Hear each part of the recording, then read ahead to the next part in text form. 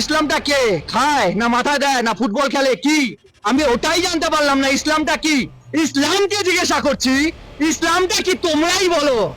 এসেছিল পৃথিবীতে কিভাবে, তারপরে রূপ সাজ গোজ দিয়ে একটা ধর্ম যেটা মানুষের দ্বারা সৃষ্টি আবার মানুষকেই শেষ করছে, যার পূর্বপুরুষ হিন্দু। আমরা ইসলাম মুক্ত ভারতবর্ষ করতে চাই। আমাদের আজকে ইসলাম মুক্ত ভারত আমাদের দরকার।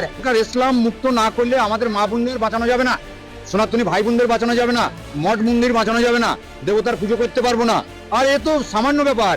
সত্য তেতা দাপরে শয়তান বিনাশ হয়েছে, কলিতে বিনাশ হবে। কলিতে কারা বিনাশ করবে? সাধু সন্ত। সাধু সন্ত বিনাশ করবে, বিনাশকারী সামনে চলে এসছে, ওদের সময় হয়ে এসছে। মমতা ব্যানার্জি হুঁশিয়ার। গোটা ভারতবর্ষে কয়েক কোটি নাগা সন্ন্যাসী আছে, যেটা আমরা মুঘলের সঙ্গে লড়াই করেছিলাম। সারা বিশ্ব বলছে ইসলাম মুক্ত ভারত। যে ভারত সারা বিশ্বকে পথ দেখাচ্ছে, সেই ভারতকে রক্ষা করতে সারা বিশ্ব দাঁড়িয়ে গেছে। এরপরে বন্ধুরা, হিন্দুরা জাগো, কেন ইসলাম মুক্ত ভারত বিশ্ব চাইছে? 1400 বছর আগে ইসলাম তৈরি হয়েছে, 1450 বছর আগে, 1400 বছর আগে ইসলাম পাড়ি দিয়েছে। আমাদের দরকার জিহাদ মুক্ত ভারত, শুধু ভারত না, জিহাদ মুক্ত বিশ্ব। যে জিহাদবাদ বলছে যে মুসলমান ছাড়া কেউ থাকবে না, মুসলমানকে কেটে দাও, আর মুসলমান হলেও শান্তি নেই। এই তুই শিয়া, তাহলে তোকে কাটবো। এই তুই সুন্নি, তাহলে তোকে কাটবো। তুই আহমদিয়া, তুই বারেলভি, তুই সালাফি, তুই ওয়াহাবি, তুই ইসমাইলি, কাটবো। এই চিন্তাটা মৃত্যু দরকার। এগুলো সব উপধর্ম, ছলধর্ম। আজকে ছলধর্ম করে আজকে ভারতবর্ষটাকে শেষ করার চেষ্টা করছে। ইসলাম ধর্ম ত্যাগ করে মুক্ত করে আমাদের সনাতন ধর্মাবলম্বী হওয়া উচিত, যাতে এই যে হিন্দু জাতি বা সনাতন ধর্মের উপরে যাতে অত্যাচার অনাচার যাতে না হয় সেই প্রতিকার করা উচিত। একজন সাধু বলছিলেন ইসলাম মুক্ত হওয়া প্রয়োজন। ইসলাম মুক্ত কেন? ইসলাম হচ্ছে মানবিকতার শত্রু। টেররিজমটাকে বাঁচিয়ে রাখার ইকুয়াল টু করলে মনে হয় ইসলাম। মনে হয় কি এখন ছবি পরিষ্কার করে দিয়েছে ইসলামই, যে যেখানে টেররিজম, যেখানে মার্ডার, যেখানে যা কিছু এক্স ওয়াই জেড সংবিধানের বিরুদ্ধে, সেটাই ইসলাম। ভারতবর্ষ কোনোদিন ইসলাম ছিল না, ইসলামের শাসনও ছিল না, কেউ ছিল না। কারণ আমরা যদি দেখি ভারতবর্ষের ইতিহাস, সেখানে ছিল শুধু সনাতন ধর্ম।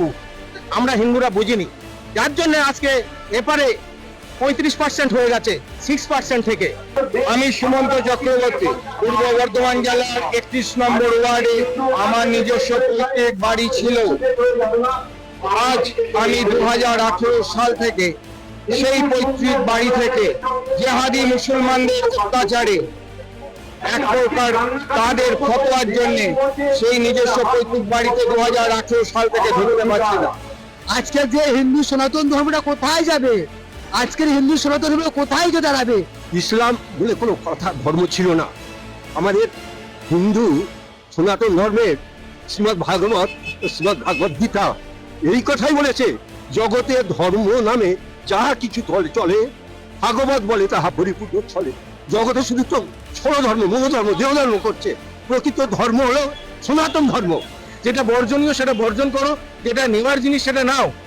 এবার যদি তুমি এমন বিহেভিয়ার করো, বাকি সম্প্রদায়রা তোমাকে করোনা ভাইরাস ভাবা শুরু করে দেয়, ভাই তাহলে তো অ্যান্টিডট লাগবে তোমার বিরুদ্ধে। বাংলাদেশের সংখ্যা লঘু আমরা, সেই জন্য ওরা যার খেয়েছে যার পড়েছে তাকেই আজকে কারাগারে ভরে দিয়েছে। কিন্তু ভারতবর্ষ অত সোজা না। ভারতবর্ষ দিদিমণির ভারতবর্ষ না, ভারতবর্ষ সাধু সম্প্রদায়ের ভারতবর্ষ, ভারতবর্ষ ক্ষুদিরামের ভারতবর্ষ, ভারতবর্ষ আমাদের নেতাজির ভারতবর্ষ।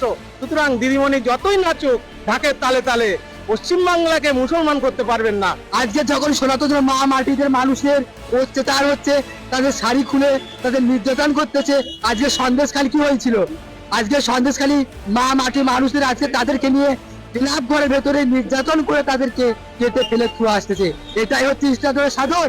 আর ওয়েস্ট বেঙ্গলে আমি জোর গলায় বলছি, এই মুখ্যমন্ত্রী মমতা ব্যানার্জি ইনি হচ্ছেন এর পূর্ণ মদত দিচ্ছেন। ইউরোপ, আরব সব জায়গার মুসলমানরা আজকে মমতাকে ইন্ধন দিচ্ছে। এগুলো হচ্ছে রাজনীতি। রাজনীতিটা হচ্ছে নোংরা নীতি। ইসলাম মুক্ত ভারত তো দরকারই, তা সেই সময় এসে গেছে। আমাদের সনাতনী জেগেছে, হিন্দু জেগেছে, আর কত মার খাবে? মা বোনদের উপরে কত অত্যাচার হবে? বাংলাদেশে যেরকম জঙ্গি রাজ চলছে, পশ্চিমবাংলা তো সেরকম শুরু করেছে মমতা ব্যানার্জি আর ফিরাদ হাকিম। ওদেরও ক্ষমা নেই। এরা গদ্দার, এরা গদ্দার, এরা গদ্দার। আজ আমার গোটা শরীরে 18 থেকে 19টা তরোয়ালের কাঁটা রয়েছে। আজ এই গোটা শরীরে এই হাত থেকে আরম্ভ করে গোটা শরীরটা 18 থেকে 19টা তরোয়ালের পোকে কাটা ফালা ফালা করে রাখা রয়েছে।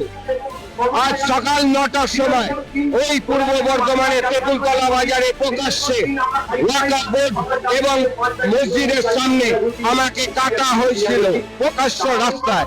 8টা 2018 সালের অক্টোবর মাসে যখন অক্টোবর মাসে আমার বাড়ি আক্রমণ হয়। যদিও 2013-14 সাল থেকে লাগাতার আমার বাড়িতে আক্রমণ করে চলেছে মুসলমান জিহাদি মুসলমানরা।